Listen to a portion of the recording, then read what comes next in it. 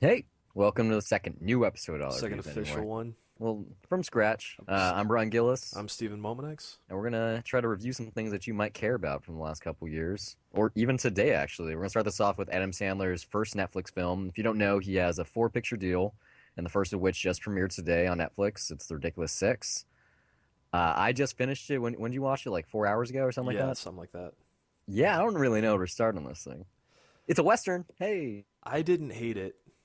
I didn't hate it. It wasn't. It was better than Pixels. Oh yeah, That's for okay, sure. definitely. Yeah, so we're agreed there. I kind of liked it. Kind of. I mean, there's don't get me wrong. There's some really groan-inducing moments in there, but I think for It's Adam Sandler movie, yeah, so. I think for all that stuff though, there was a laugh that kind of countered that every time. So I mean, like there was a lot of things that actually as broad and ridiculous, no pun intended, and like obviously stupid as it was, like there was quite a bit of stuff that I laughed at.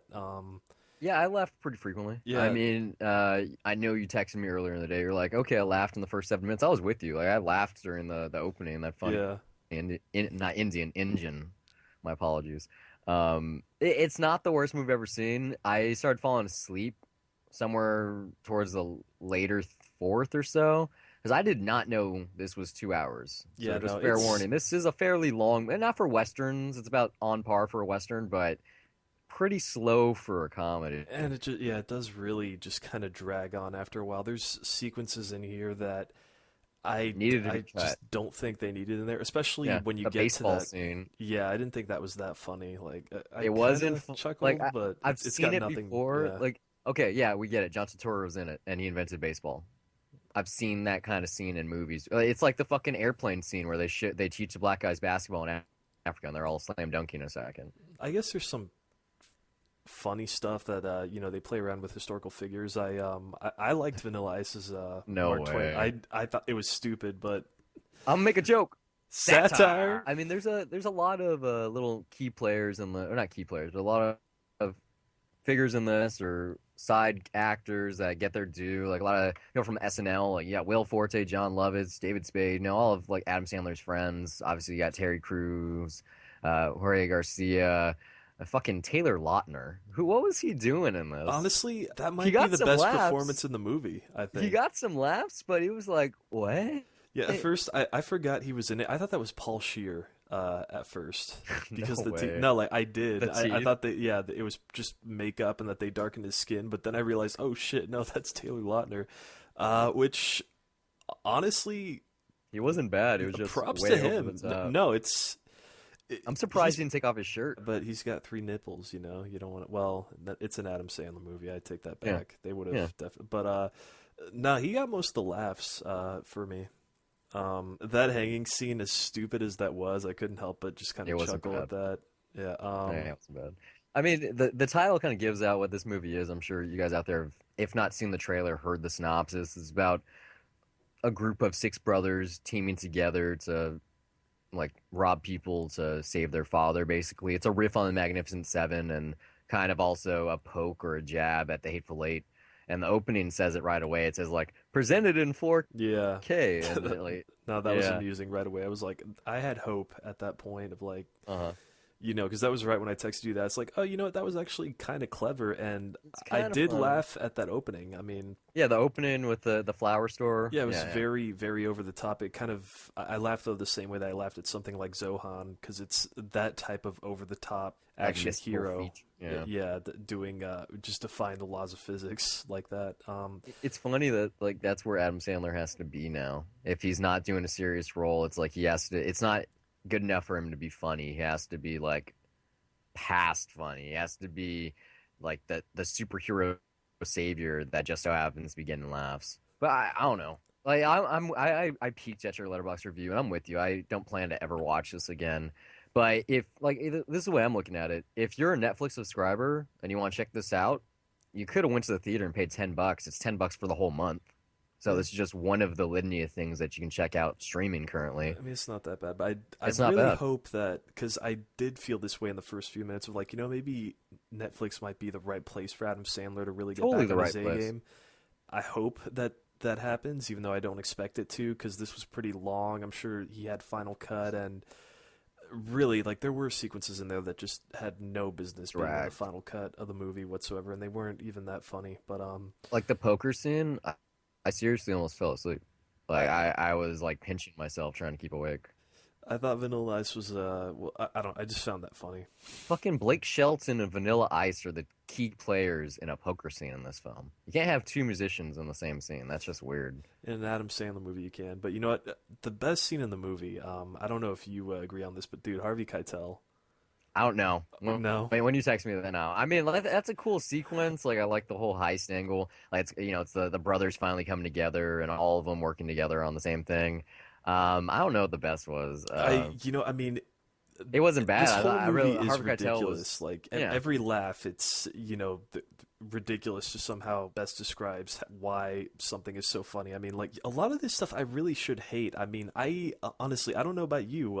You probably didn't. I'm guessing, but I laughed at the shit joke from the Burrow.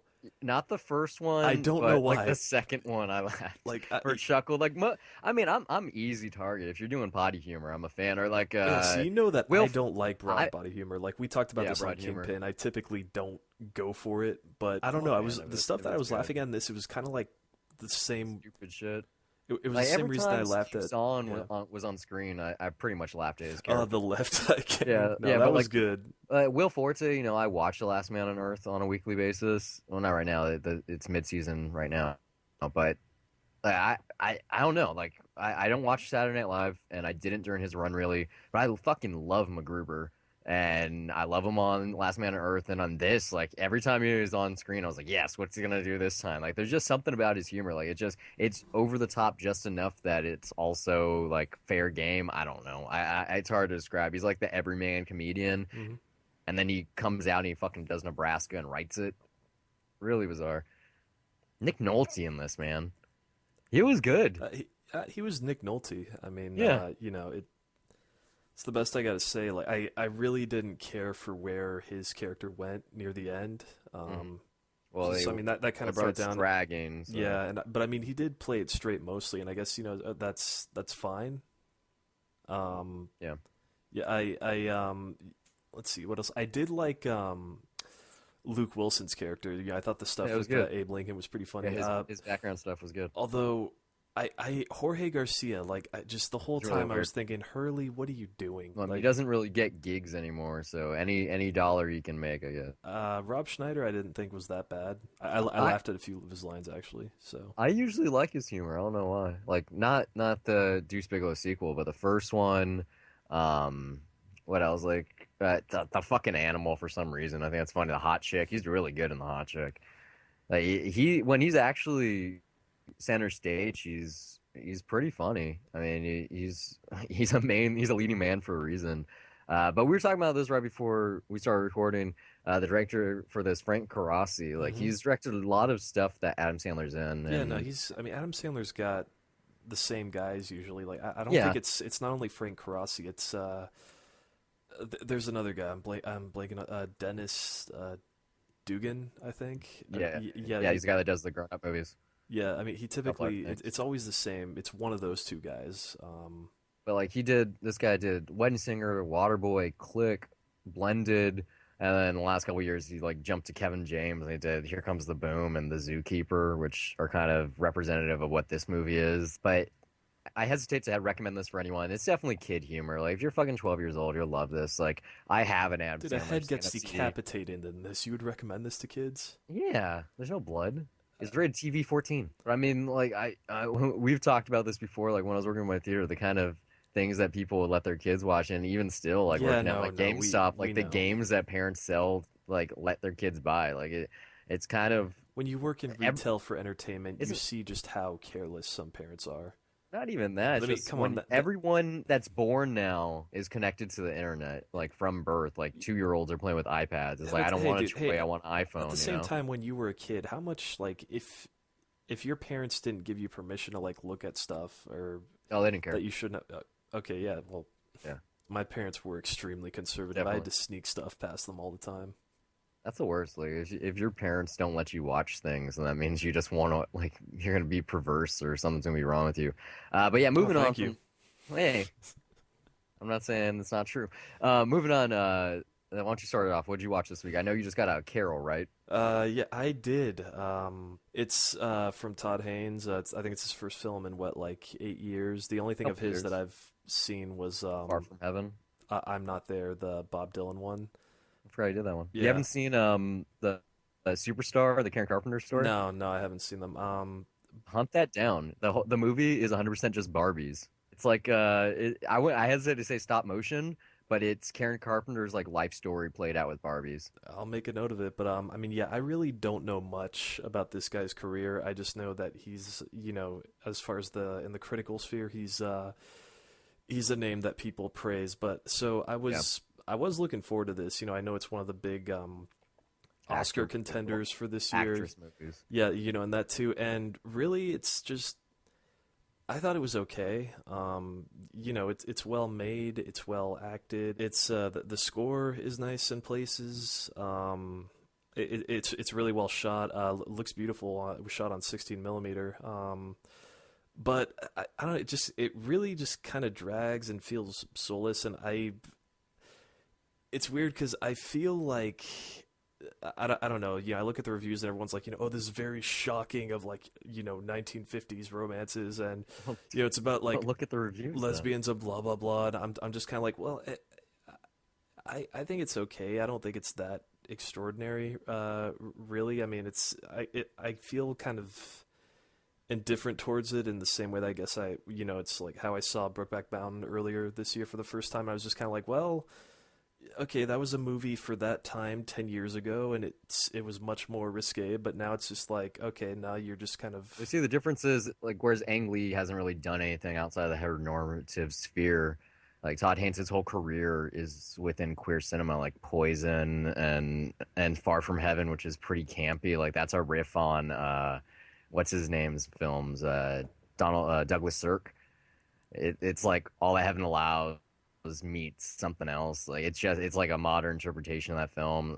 Like everything that he does or everything that he touches has queer sensibilities to it. So I know that this is just all right. Yeah, see, a more accessible version of what he already does. I did not know that, but I mean, more accessible. That kind of hits it on the head right there because this really does feel like Oscar porn. It's just I don't feel like I didn't care about this relationship. Like I get what they're going for, I get what it's supposed to be, but it really just felt like Oscar porn at the end of the day for me. I know it's based off It's a fucking time of the season. Everything's yeah, Oscar yeah. porn at this time. I mean, Even Star I Wars. know it's based off like a big novel, and that was big in the 50s, and I don't know, just it's okay. That's really the word that I keep coming back to. Like I wish I could have liked it more, but I quickly did look down on Rotten Tomatoes just to see like the passages or reviews, and everyone's like, oh, it's so layered and blah blah blah. So I feel it's just empty. Like I don't find that many subtleties in it. Like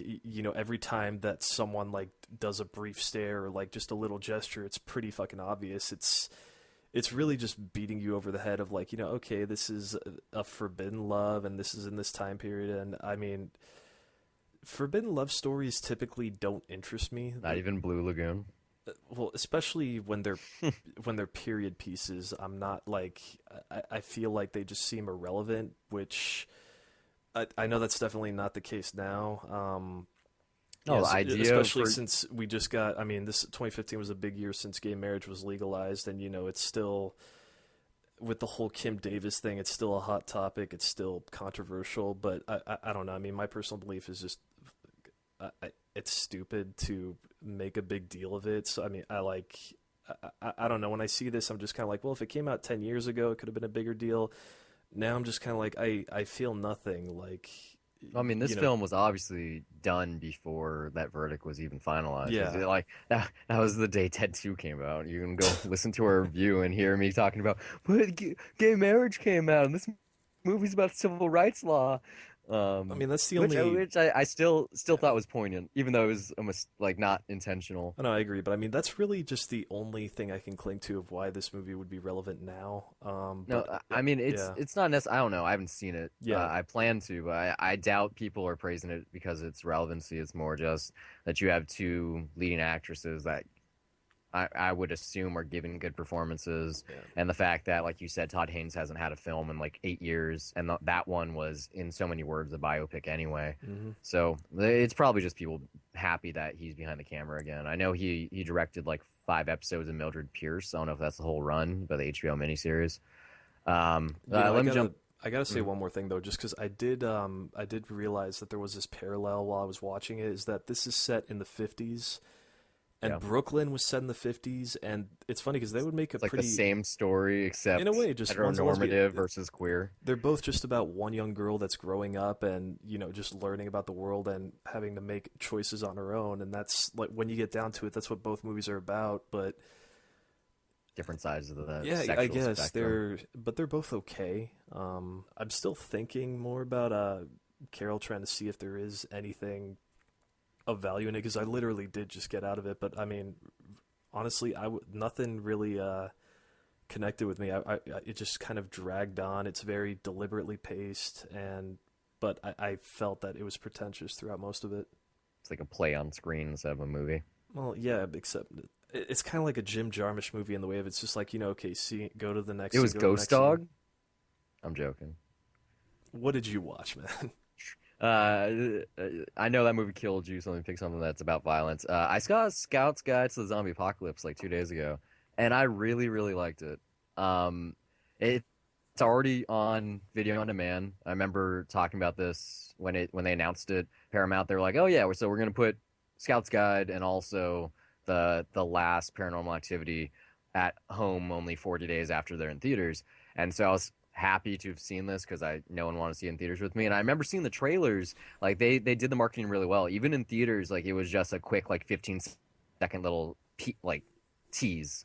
And it was like hard R, like red tag trailers, mind you. So I knew almost nothing going into it. And it's your, basic zombie like coming of age story. It's kind of like a John Hughes movie meets a zombie apocalypse, except it's like contained. But I liked a lot of things that they did here. For one thing, the three main kids, they're really good. Tay Sheridan's one of them. If that name doesn't ring any bells, it's the kid from Mud and also Joe. And so like he's got something. He's really good here. Like I don't know if he's leading man potential, but he'd probably be really good in an ensemble. I think I saw that he's actually going to be in something soon.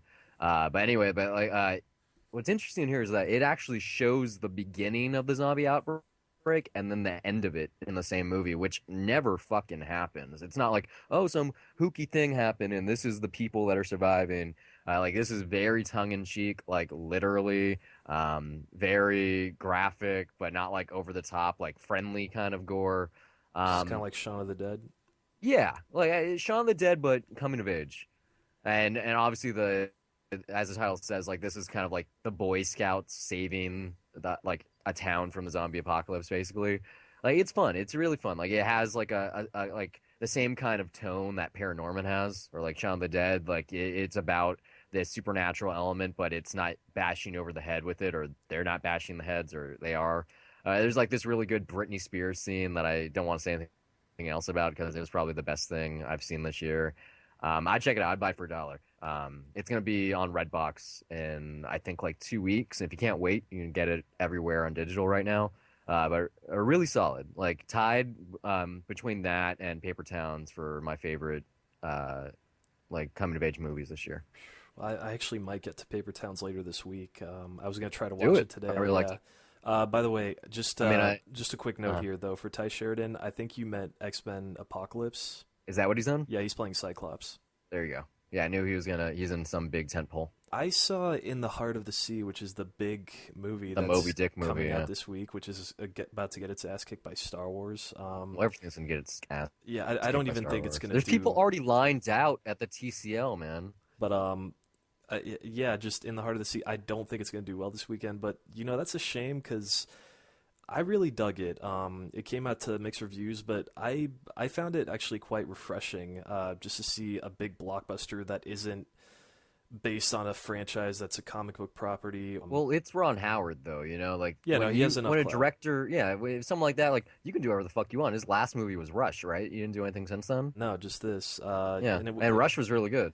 I mean, it was So delayed for. even though that's an adaptation, Yeah, but I mean, yeah, that was This is supposed to come out like I want to say it was like February. Yeah, back in March or something. Yeah, The word was they delayed it for special effects, which I don't think that they're amazing, but they do look really good. And they also did a 3D conversion. I did not see it that way. I wouldn't want to. this is an IMAX too, correct? Yeah, which of Yeah, course is it's going to like be booted out next week. gonna disappear. Yeah, on Uh, fucking Thursday. no, yeah, I mean it's no Jaws, but you know what? I really dug the whaling venture here. I mean, there's some really intense scenes that happen out in the ocean. I forgot that Hans Zimmer scored this too, which not like his best score, but it's a really good, really effective one that you would expect him to do. Um, I do think I sort of expected the cannibal aspect of the story, I guess, to be much more intense, and I don't know, maybe it's just the sick fuck in me that really wanted that, but I do feel it was a little bit weaker here, and that's probably due to the PG-13 rating. Have you seen Alive? The the story about they're either Argentinian, Chilean, like soccer team. They got trapped in the Alps No, I and they haven't seen start it. eating each other on the plane. And like Ethan Hawke is in it for some reason. It was like 96 or I something. It's have like not all about seen that. cannibalism. No, no, I've not seen that. But I mean, it really though. I don't know. That's like probably my one complaint. But I guess the way that they do it, it works because it's more about the emotional toll of it. Although I think if it was much more difficult to watch, then it would have made for a better drama. But yeah, there's I also really like the framing story for this movie, the way that it's set up between Brendan Gleeson and Ben Whishaw, who plays Moby Dick, and he's Brendan Gleeson is telling him the story of what really happened, giving him the material for this book, which is You mean it's a you mean great way though. wait? Do you mean Ahab or do you mean Herman Melville? Moby Dick's the name of the whale. Yeah, did I say Moby Dick like he was the author or Yeah, you mean yeah, Herman Herman Melville, right? Melville. Yeah, yeah. That's what I meant. Yeah, God, I'm tired. Yeah, the way that framing story is set up too, it's really actually good. Like it's a great way to hook you into it because what it is that Herman Melville goes in and just pays like 3 months worth of rent just to get one story told one night for a conversation, and that's it. Like it's a story that he hasn't told anybody before, so the seriousness of it, like really, it's just a great way to start it because you're like, okay, this Hmm. shit's gonna go down. Like this is gonna be I big. like If movies yeah, that do that yeah. usually. I mean, Like it's just Water for Elephants did that. That's not the best movie, but like the framing structure, I was like, yeah, this is salvageable. well, no, I mean, I like that idea though, like that he's gonna pay that much money for a story. It's like, okay, it better fucking be worth it, and I felt it was worth it. It wasn't. I guess the word that keeps coming up to describe Epic. this movie is like an old-fashioned epic, and Hmm. that's fair. Absolutely, I thought it was fun. And How big is the cast here? Like 7 people? uh, 10? no, there's quite a few. There's a bunch of people on the boat. I don't even know who it is, the actor's name that plays the captain, because I don't think I've seen him in anything. Is it Chris Hemsworth? No, he's the first mate. Uh, It's Chris Hemsworth, Cillian Murphy, and Random guy you don't know the a name. bunch of people I don't know. But yeah, I really enjoyed the movie. It's a shame that's going to get its ass kicked by Star Wars. I mean, this Hopefully it isn't a does money well movie. internationally, though. But Yeah, this isn't a money movie in the same way Point Break isn't gonna be. no, but I mean, it's still. I'm guessing the budget is over 100 million for this, and I really like the sets. There was never a moment that felt too CGI for me or anything. Oh shit, Spider-Man's in this movie? It was Andrew Garfield in there. No, no, the new Spider-Man. Oh, that was who he was. Yeah, Tom Holland, the kid. Yeah, he's in that. Okay, well, all right, he wasn't bad in it either. But yeah, oh, damn, I didn't notice that. Okay, that's good though. But if you're if you can't see Star Wars because it sells out, then yeah, In the Heart of the Sea is worth checking out. Since you talked about a movie about a whale, let me say something about a cat. I saw this film that I think came out late last year called Murder of a Cat. It was produced by Sam Raimi. It was like at Sundance. I don't know how successful it was there. Pretty weird. It stars the stoner brother from Cabin in the Woods, whose name escapes me. I don't know anyway. But like Nikki Reed is opposite of him. Greg Kinnear's in it. J.K. Simmons, a couple other people. I liked it. It was interesting. It was like really wacky. It started off real slow, but it was like like a screwball who murder mystery, but it's about a cat, and it's about like a slacker who lives at home who's in like comic books, and like he slowly like develops into a man throughout the course of it, and there's like a love interest, and there's like a weird love triangle which involves the cat. I don't know. Like, I wouldn't necessarily say check it out, but if you're into a who done it, like it wasn't bad, especially because the scale. It's not like a gun or anything. It was a crossbow, and so it's on Amazon Prime right now. I rather enjoyed it, even though it wasn't like I said, it wasn't the best thing. I just wanted to watch a rom com murder mystery, which doesn't really exist anymore. Like the best example I have is the Thin Man series. The second of which I've only seen the first, but the second of which is one of Jimmy Stewart's first movies. It was like 2 years Wait, before no, Mr. Smith Goes Washington. was that Jimmy Stewart in The the? Thin Man. Yeah, the second one, yeah. Okay, yeah, I've only seen the first one. Yeah, I've only seen the first one too. Really, really good movie. They're supposed to be remaking that series, by the way. Like Johnny Depp I'm was sure they will. rumored. I hope so. Like I'm not opposed to that because that's an adaptation anyway. And we like everyone, or like not everyone, but me anyway. Like I've talked about how genres rotate and what's popular when, and like westerns are getting a lot right now. Like obviously, we at the top of the show we reviewed Ridiculous Six, Hmm. and we got Hateful Eight in a week from now. Which, by the way, its wide release is going to be New Year's Day now instead of Christmas, Hmm. obviously for Star Wars reasons. But then there's also Slow West with Michael Fassbender, Bone Tomahawk, which I reviewed last week. Like, there's been a good amount. What you call it? A Million Ways to Die in the West last year. But like the Who Done It doesn't really exist. It's gone. Like it's like, oh no, we got CSI instead. It's like episodic, and I miss it, especially the more wacky, fun stuff like this film. Which I mean, I can kind of understand why Sam Raimi was involved in it. It wasn't exactly his sensibility. But like Ted Raimi has like a little, I would say, cameo in it because it's not a full on like role. But yeah, it was fun. It had a good tone to it, very homey, if you will. Well, going from cats to I'm just gonna go with Liam Neeson, I guess. I saw two really bad Liam Two Neeson Liam movies. Neesons. Yeah. You love Liam Neeson's? Oh man, Liam Neeson's. Well, the first one, I it didn't become a double feature until I got to the second film. But first, I decided to watch Taken 3 or Take Take three in. 3. Take three in. Y- Take the three in. they don't care. It just looks cool, I guess. Europa Corp can do whatever the fuck they want. They Yeah, make money anyway. they all got paid a shitload of money for that. Hell But yeah. Qui-Gon Jinn got his money. yeah, it's the second time that it's the second film in the series from director Olivier Whatever his name is. Megaton. Every time I see his name, I keep Is wanting it to really say Megaton? I keep wanting to say Megatron every time I see it. Yeah. Um, probably one of the worst directors that works under Luc Besson because he can't put together an action sequence worth shit. Like I Let don't me know look if you this guy up. I don't know if I've seen anything he's done because I don't think I saw the second Taken. it's awful. I absolutely hated Taken 2.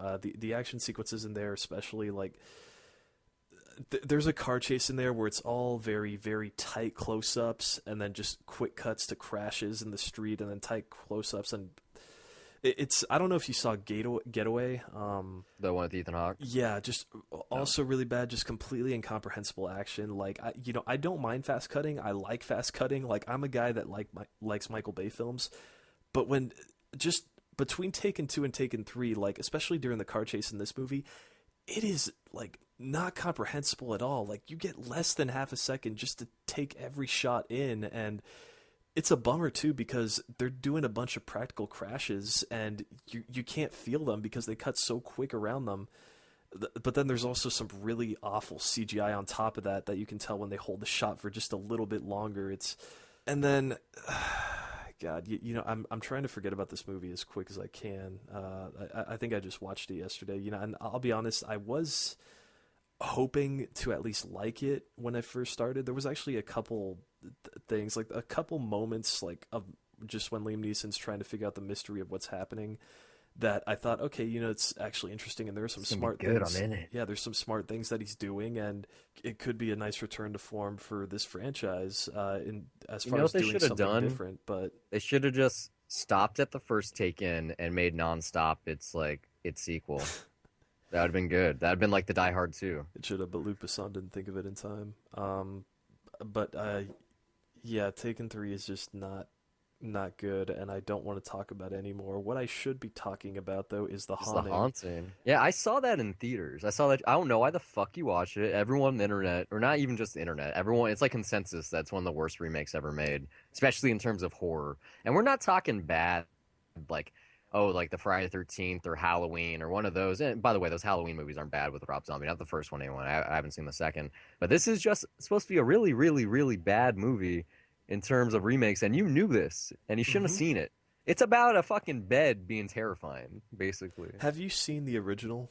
No, Okay, well, I haven't. You know me. I haven't seen much horror from the black and white days. I'm sure that you probably know this, but one of the things that makes the original so great is that it's really not dependent on any special effects or anything. It's really heavy on atmosphere, Yeah, and what on you making can't you see. think that you're seeing stuff, like on just Hmm. the sounds of that movie are so fucking creepy. There's a lot of really tense moments. Anyway, fuck The names are subtlety so when it comes to confusing. this. I mean, I will say this. I was getting a little bit excited at the beginning when the studio logo came up and you get the first shot of the house, because I thought the sound of the house breathing was really cool. And then I also thought, you know what? Roger Ebert's one of the guys that gave this a thumbs up when nobody else would. Maybe he was onto Did he something. really? Then the rest of the movie plays, and holy shit, is it awful? It You has know a what? good cast. It's probably like one of the worst movies with a good cast. Well, not really. I mean, Lily Taylor, who's the lead playing Nell in Uh-huh. this, she's like on Ambien the entire time, just delivering that. Like, I don't. It's just. Uh, Speaking she of does which, that not movie seem scared basically whatsoever. Like, there's a. basically killed her career. What has she been in that's good? Say anything. Oh shit! That's Right. basically it. Oh man, That's like her one good movie. I completely forgot about that. Oh, apparently she was on 6 Feet Under. The Haunting's terrible, and I'm too tired to really want to talk about why right now. Well, I know it's bad. Like, okay, look, just save everyone out there, even if you're thinking about seeing it for some god awful reason, because you love Liam Neeson or something. Just watch Scary Movie 2. It parodies it really, really well. Like even better than the film is actually. You know And what though? I gotta say, because it's on Netflix and that's where I saw this, it wouldn't be a bad movie to get drunk to and just make fun of with a bunch of friends. No, Like, no, there are no. some like because the There's CGI better is there's better bad the movies. CGI Liquid Six is is one of those. yeah, but the CGI is just so shitty here that it's really hard not to laugh. And I gotta say, Isn't it like 1999? yeah, Give him a break. yeah, from what's his name, Jan de Bont, who pretty much went in director's jail like right Yeah. after making this. We Which actually, I yeah, think we talked there's about him before because he did something else that was actually good, and then yeah, Speed. he made this. Was it Speed? That's Yeah, right. Yeah, this conversation we had. Yeah, he made Speed, then he made Speed 2, and then he made this. Twister. I think the last one he did Twister was wasn't bad. Tomb Raider 2. It's just so sad. But yeah, I gotta say though, there's a great death scene that has Owen Wilson in it, and you can watch it on YouTube, and it's like the greatest thing ever. Honestly, like Look, that's you this can movie's watch jumping the Scary shark Movie moment. 2. Scary Movie 2. This fucking huge weed plant rolls Smokey up into a joint and smokes him. When you have a parody doing that, and then you got this movie, like what? If you want to get drunk and laugh, at least laugh at something funny, you know? I But I mean, that's just my take, just mine. I think it's Uh, funny for really stupid reasons, but yeah, no, talk about something else. yeah. So I saw something this week. I saw Noam Baumbach's second to last most recent film, not Mistress America, the other one, While We're Young, Uh, came out last year with Ben Stiller, Naomi Watts, Amanda Seyfried, and the soon-to-be Kylo Ren. Did you see this? yeah, I saw it earlier this year. Yeah, I really liked it. I liked I some did of the too. things it said. Like it had a very it had a lot of same themes as Men, Women, Children show we talk about way too much on the show. Uh, it had that same the people are changing, technology's taking you over, especially that final shot of the toddler on the iPhone in the airplane terminal. But I liked a lot of the stuff that was going on, especially about like the documentary mode and nonfiction storytelling and how that's compelling. And then also, just like James Murphy's music, which is like a trend that's been happening after Greenberg, him and Baumbach Hmm. have like teamed up. But just the acting was good. And I liked the whole like Ben Stiller and Naomi Watts like feeling like they're too old to start hanging out with these young people, which is us, and living with them. And if I can, I laugh my ass off because you get this shot of Adam Driver like reaching for a VHS stack, and I'm like, that's fucking Steve right now. Yeah, Who's it's funny that you say that because I actually remember I related strongly to more so to Ben Stiller than I did to Adam Driver. really Yeah, well. just I because related. I thought Adam Driver was an asshole, but also I didn't have well, not the beginning, not me anyway. Like came to be a shock towards the end. I was like, oh, that's just this guy. It's just Adam Driver. He's always a dick. He's trying to fucking kill the whole Skywalker family. I assume anyway. I assume. Imagine if that's Leia's kid. one more week, man. I don't want to talk about it. Lucky you. But yeah, I would. I'd buy this for $1 while we were young. Really good. I plan to see Mistress America this week. I was gonna do a double feature, but I watched some stupid shit instead. What'd you watch? Also, going to I guess down similar territory, I caught up with Laggies, which I think came out either earlier this year Hmm. or last year. It's I think it from was last year, but internationally this yeah. Did year. you see it? No, I've thought about it. I Uh, know it's. I know he's in it. yeah. Well, this is from That's Lynn not Shelton, bad. who did Hump Day, and I turned that one off. I didn't think that one was bad. And I think it was Your Sister's Sister, which See, I yeah, I like that absolutely one. That one's good. oh, I hated I know that you one. hated I it. hate Yeah. it, yeah. But I guess it's a good movie to have on in the background. You know, there's some good chemistry among the leads. You know, it's Keira Knightley's good. Sam Rockwell is good. By Chloe Grace Yeah, Moretz. I mean, there's not really that much to say. It's very it's definitely a formulaic movie. Like you know where everything is going to happen. There are some situations that feel pretty forced, but I mean, honestly, Like if I got the. Uh-huh. everyone here is likable enough that you know it's like I can forgive for that. It's kind of like you know I don't know. It's like a nice slice of pie. You know what it's going to taste like, but you enjoy it anyway. So you know it's If worth I checking out the stream since it's on Amazon Prime, and I recommend yeah, checking it out if you want to watch something light. if I understand this movie, this is basically the gist. Keira Knightley acts like a 13-year-old. She meets Chloe Grace, who is a 13-year-old, and then something happens, and then they have to act their age, Sort of, yeah. That's basically. how the trailers pitch it. There's a lot more going on Hmm. instead of that, but I mean, yeah, that is basically it. Like a surface level, that's what it is. Yeah, I mean, you know, the movie's laggies. That's the title. It's basically I think the tagline is stop lagging and start living. So That's so it's another cheesy. movie about you know getting your shit together. Well, let me talk about something. Two movies about getting your shit together. One anyway. I saw Fault in Our Stars earlier today. It's like what I. Well, I'm nocturnal, so it's what I watch before going to sleep at like 9 a.m. Uh, I don't know. Like, it's hard to talk about it because, especially without giving away what happens. It's a cancer movie, but it's much more realistic than most cancer movies are. Um, but I like 20 minutes ago I was talking about Paper Towns. This is also an adaptation of a John Green novel. Uh, has the same not characters, but same actors. Nat Wolff is also in this, Hmm. uh, playing a really good blind character. And then Ansel Elgort is in this as the lead. He has like a little cameo in Paper Towns. So that's like a little like cutesy wink at the camera. Um, Obviously you got shit. What's her name from all the movies and Life of Secret Life of American Girl. Um, Shailene Woodley.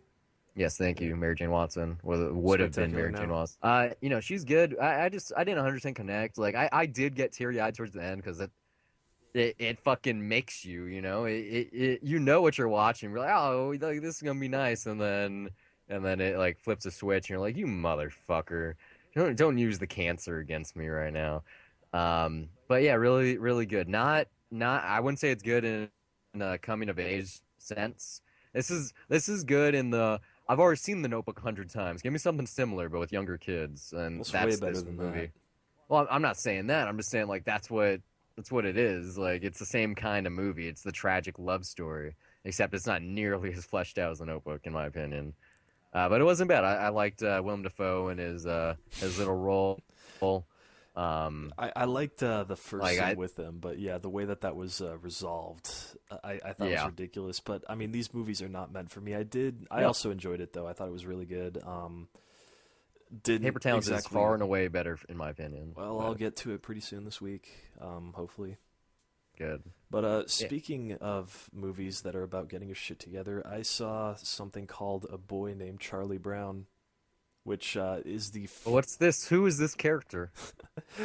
this is the first of the Peanuts animated films that were made around the 60s and 70s. I talked about one of them when the movie was coming out, that I saw as a kid, and this one I hadn't seen. At least I don't think I have. But after seeing the movie last month, that's my interest in Peanuts has kind of resurfaced. So I decided to rewatch or watch this for the first time, and it's actually really close to being a fucking masterpiece. A lot of the main plot of this movie, which is it's Aren't they all the basically same, basically? Without the mystical characters like a big pumpkin or no. fucking I mean, Santa Claus for coming to town. this one focuses more on Charlie Brown himself and his isolation and depression for everybody. Everybody, it's actually really heavy. Especially when you get towards the end, and like I mean, for a move something that I guess if you want to call it a kids film and say this is aimed at kids, it ends on a very kind of bittersweet note. But I mean, yeah, the main plot of this movie, it's also kind of like the main plot of the movie that came out this year. But then again, that movie took it's basically taking from everything that's already been established and Hmm. forming a plot and sort of referencing all the other big stories and big plots. But this one, like, you know, it's so close to being great. It's just there are musical sequences that drag and really show the time. Like this came out, I think it was in '69. You know, right around like just that '60s psychedelic craze, and there are sequences in here that make no sense and just have random like trippy backgrounds with Snoopy ice skating and shit. Like while I mean it just doesn't really hold up well. It dates the film a lot more, which doesn't blend well with the rest of the humor that's going on. Also, there's a really funny moment where Linus basically is in complete withdrawal because he gave away his blanket to Charlie Brown, and when he goes back to get it, he finds that he lost it, and he goes into some serious withdrawal like a fucking drug addict. It's pretty, Well, yeah, I yeah. mean, like the only thing about Linus is that he has a blanket at all I times. mean, So just but to the extent that he goes to, it's I don't know, it just really it is weird because I mean, this one feels a lot less kid friendly, and especially just how things wrap up. It's not exactly the happiest of endings, but it is a for kids. I thought that was a pretty good message that they ended on, and I really want to love this movie too because like just the cold open that they have before the title. I don't want to say what it is, but I think it was pretty great. I really just wish I could say more about this one, but yeah, hmm it's really good though. It's still worth checking out. And also check out the movie when you have the time. yeah, definitely. Well, you already know I want to see that fucking Yeah, movie. So bitter about that. you should check out some of the Um, old ones too, though. I mean, I want to see Snoopy Come Home because I hear that's the best one of the old ones. I saw him as a kid, and I have very little interest. It's one of those things where it's like I'll wait until I have kids, All type right, of thing. all right. It's not something that tickles my fancy. And it's like 40 minutes animation, and I could No, it's like do a lot 75 more minutes. with It's that feature time. length. Like compared to the Bon Voyage Charlie Brown, which I saw last month, like this one Mhm. really does have more of a theatrical quality towards it, whereas Bon Voyage Charlie Brown just feels like a very, very long Peanuts special. I'm gonna do like a quick run off of three things right now because two I don't really care about talking about. I saw the Dumb and Dumber sequel for some fucking reason. Don't ask. I don't know why. It was just like, oh, that's on TV, and then I started watching, and then I was like, oh, let me watch on HBO Go, and then I was like, why not? And just because, and I think it was because we were talking about the Farrelly brothers the other day when we did Kingpin, and some funny it's like the Ridiculous Six. It had some funny moments. I was laughing, but I could have definitely done a lot more with my time. Right in that same boat, I also saw this rom com called While You Were Sleeping from like '95 with Sandra Bullock, directed by John Turteltaub, and it was like right after Speed. I guess someone in Hollywood was like, you know what? That's Sandra Bullock. She's funny. She just doesn't know it yet. Let's put her in a movie. And this movie is fucking weird. It's like a riff on Sleeping Beauty. Basically, Sandra Bullock is like like eye fucking this guy at the train station all the time, and then it's the king of real estate from American Beauty. And so like he like falls on the train tracks and he goes into a coma and he saves her life. Well, he saves her life, or she saves his life, and then he goes into a coma. And then by weird happenstance, her family thinks that they're engaged, and then it gets like even weirder, and it just like goes down this loophole, like this rabbit hole. And it's not bad, but it was just like, what am I watching right now? This is really weird. Like this would never happen. This isn't possible. But hey, this guy directed fucking National Treasure, so I'll give it a shot. That's like, I just wanted to get it off my Netflix queue, to be honest. But the thing that I do care about, I saw this film called Comet. It's directed by Sam Esmail, who is the showrunner of Mr. Robot. Really fucking good. Probably like it's on Netflix. One of the best. I hesitate to call it romantic comedy. That's not exactly what it is. But one of the best romantic movies I've seen in a long time. It has like a very non-linear way of storytelling. Well, it's the time periods jump around, but the story itself is linear in a way. It's hard to explain. It's like something to do with parallel universe. It doesn't matter. It's just like the dialogue that they have here. And I have to say, Emmy Rossum, it's Emmy Rossum and Justin Long, and I love both of Mhm. them. I watch Shameless, and she's really good on that. But just Justin Long, I like most of everything he's in. He's just a real likable actor.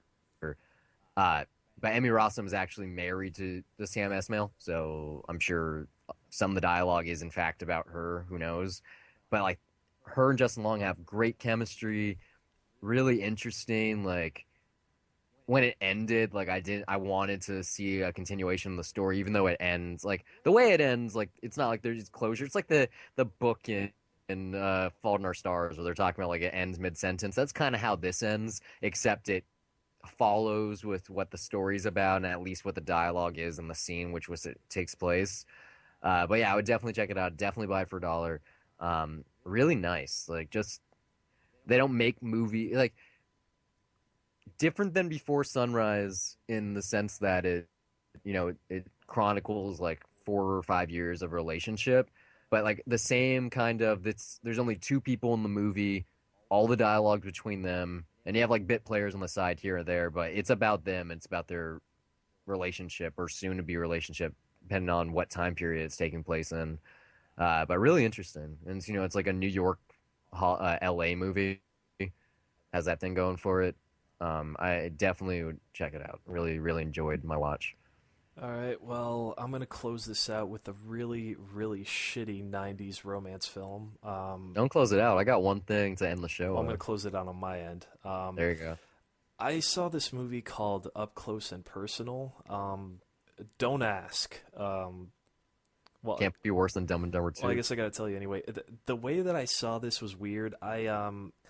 I saw this in a waiting room, and this was the What? DVD that they had on the room. I'm not gonna say what I was there for, but Okay. this movie is a little over 2 hours long, and That's a long fucking waiting I room. showed up in the morning just when they started this thing, and that's how long I was in the waiting room. Yeah, and I was actually in there long enough to do research on this movie afterwards. But basically, what this movie is about is it's a Robert Redford and Michelle Pfeiffer romance, and it's a That's weird. yeah, and Michelle Pfeiffer is basically this new kid on the block in it's all set in at a local news station, and she's the new up and coming Okay. reporter, and Robert Redford is the Yeah. seasoned veteran that's going to show her the ropes.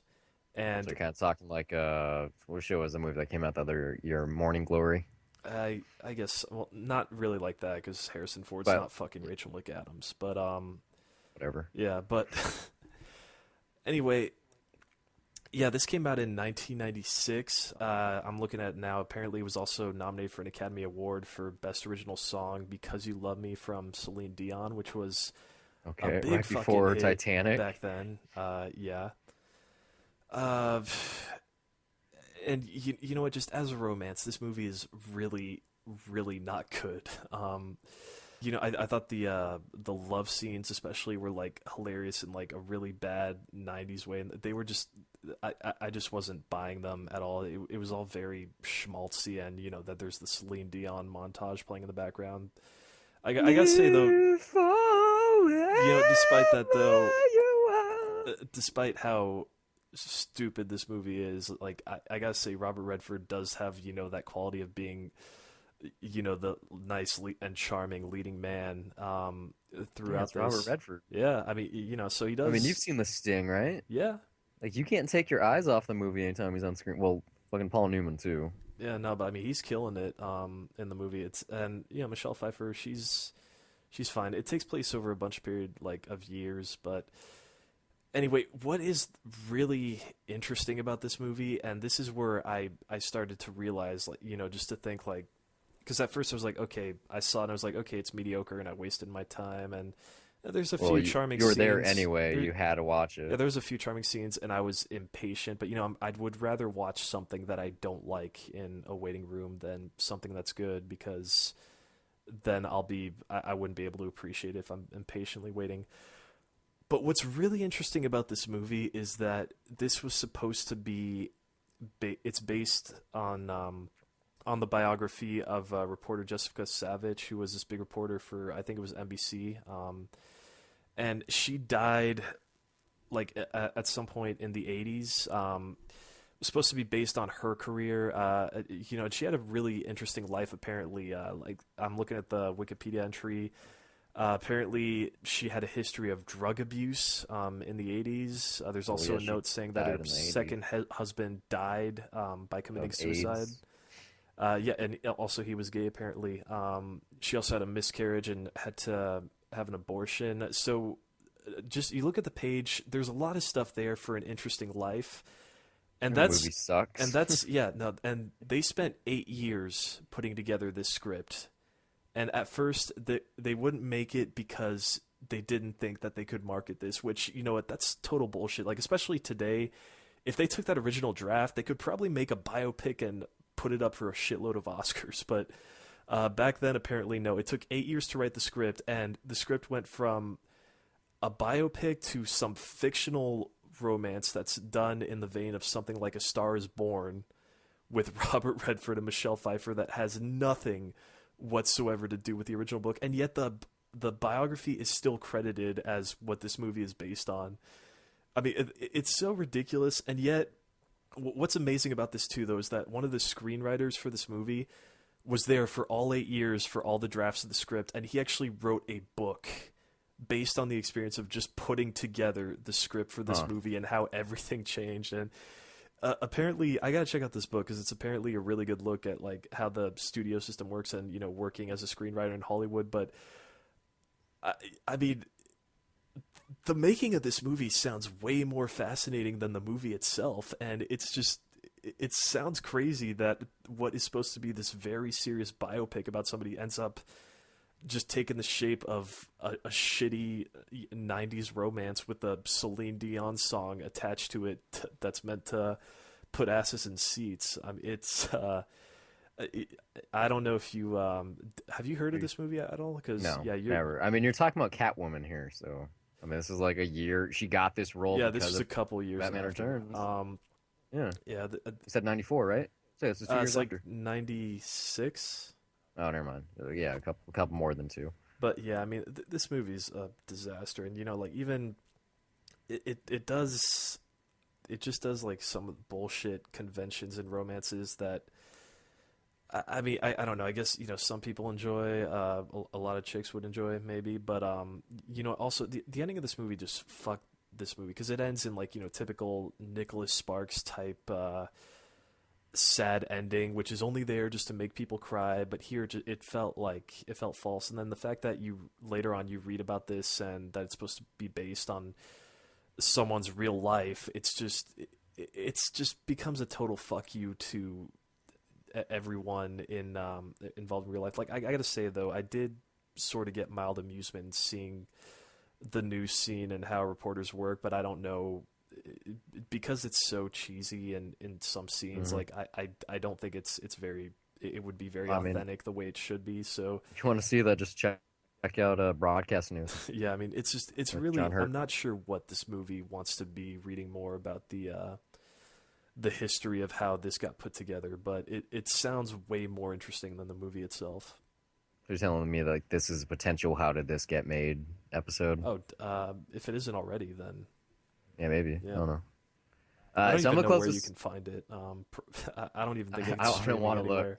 It was off of like I think Uh, a non-anamorphic DVD that they were playing this off of. I don't know why. I'm gonna close this out with something that people care about. I finished the second season of Transparent before the sun came up today. I watched all 6 hours of it, literally like right when it went live. Uh, I asked around, mind you, at my Shabbos dinner among Jews, and not one of them had seen an episode of the second season yet. So I don't, if that's not the target demographic, I don't know what is. Um, did you see the first season? No, Probably not. no. No. You should check it I out. think First I saw the season's pilot. I think. okay. Well, watch the first season. It's really fucking good. Like it won the Golden Globes and the Mhm. Emmys for a reason. Okay. Just really interesting take on what society's all raving about right now.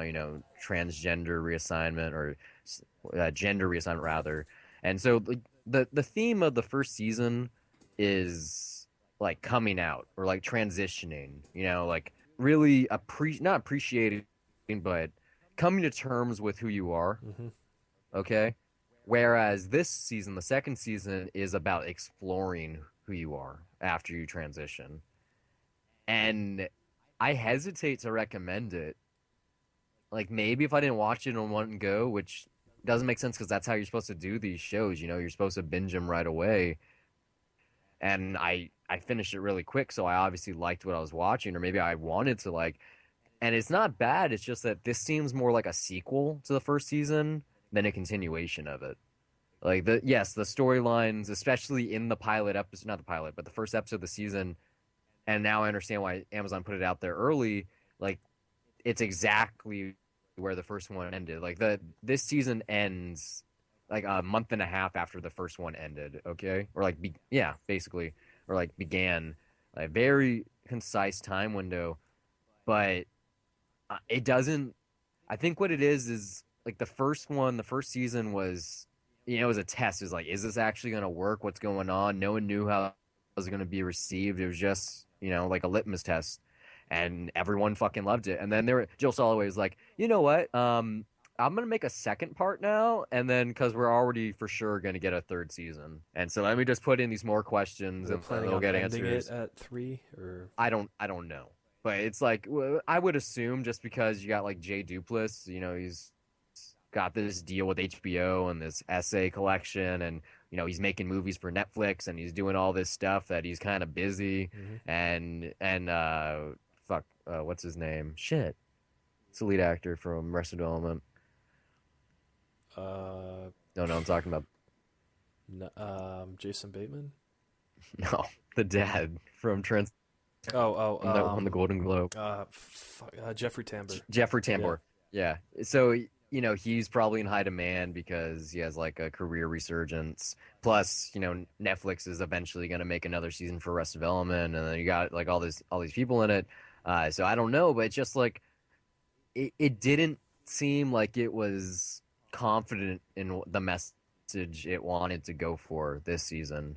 It was like stagnant. It really didn't go anywhere. There wasn't real continuation or like a series of events unfold that you learn more about the Pfefferman family, but it doesn't really make that big of a difference.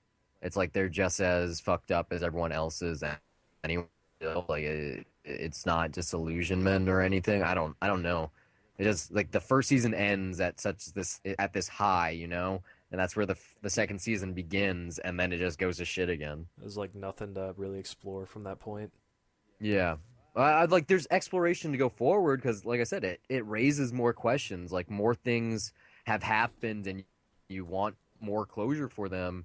Except it like I said, it just feels like a sequel and not a true season. I don't know. I mean, it was the Maybe first. Was the first season more self-content? Like, because I imagine they didn't even know if they were going to order a second season, so they tried to make it like wrap it up as best they could. Was there more that's closure yeah. there? Like, That's what I'm saying. Yeah, like they didn't know that it was going to be received well, so it was, like a very tight bow on it. Whereas this one, it's like, hey, we're going to get renewed again. Like I fucking guarantee it. Just watch. And so it's like, wait till the third season. And like you can look at other streaming titles; they do the same thing, like House of Cards. mhm. This past season of House of Cards, most people will tell you it was pretty shitty. Like they did the same fucking thing that this show did. It was like, oh yeah, the second season was okay. Let's see what happens. And it starts off real strong, and then it just fucking what's Hits going you on? like a There's more freight train. questions now. Yeah, it's well, literally, it's just like, huh, what, huh? I gotta wait till the fourth season for answers.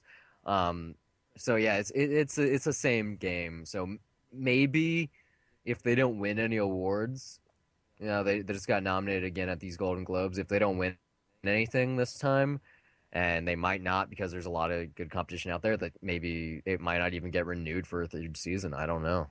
Who knows? No, I imagine the viewership's up, and it'll probably 3 seasons might be good for it. Just to, Mhm. I don't know how they would wrap it up. I mean, I would assume they would end it at full transition.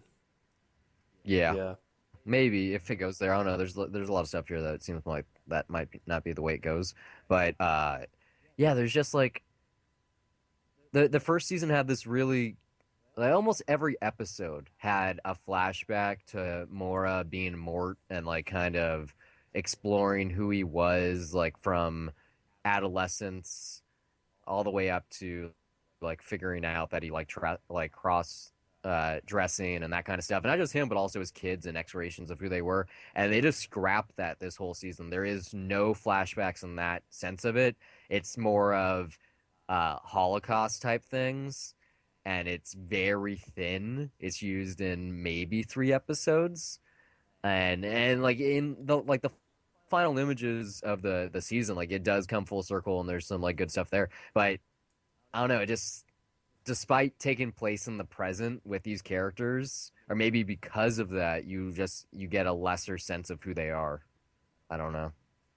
Uh, that's a downer. Uh, that's all we got here. We'll be back in 2 days with 2 cents. We got a lot of stuff this week, and I'm sure there's gonna be some Star Wars spoilers. So don't listen to anything but our show. You can find us all over the internet. We're on Twitter and Facebook at Dollar Reviews. You can send us an email if you got any opinions about anything or anti-opinions. You just want to tell us we fucking suck. Send us one to dollar.review at Especially after gmail.com. this show. No, this one wasn't bad. I And feel like I failed I don't big know. time. Well, yeah, you closed it out, or you literally closed it out with some movie that no one's heard of. You know, I don't know. I figured you may have heard of it just because you're the What was the well, name gone of it, by the up way? close and personal. The title sounds familiar. I don't Yeah, know. It's probably one of those like I love Robert Redford. I've seen everything he does. I've been to Sundance every year type of Michelle films. Pfeiffer's It's man. one Michelle Pfeiffer's. Pfeiffer. No, Pfeiffer's. no, no one's a fan of hers outside of Catwoman. Exactly. No, oh, and Scarface. Hmm. Take it back. She's great in Scarface. You know, Lady Tiger. Bro. Okay, I think I just pushed it to the limit. That's the See you best next week. way to close that out. You're a Lady Tiger. Okay. We're doing